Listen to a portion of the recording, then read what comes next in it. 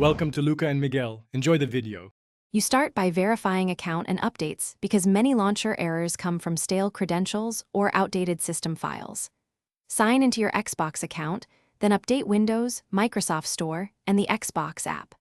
Once done, restart your PC or console and the router to clear network hiccups. Make sure overlays, VPN, and third-party launchers are closed because they often block authentication. These first steps eliminate the most common causes and set a clean environment for deeper fixes. Now you focus on the launcher and authentication. In Windows settings, choose Apps, find Minecraft Launcher, then Repair. If issues persist, reset it. Next, sign out of the Xbox app and clear its cache by resetting the app or using WS Reset for the store. Once reset, sign back in to refresh tokens.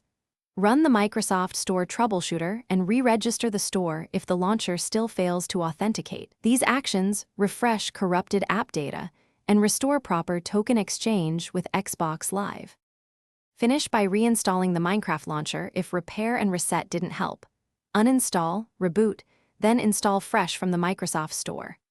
Also verify system time, region, and your NAT type, because mismatched time or strict NAT can break Xbox authentication and multiplayer.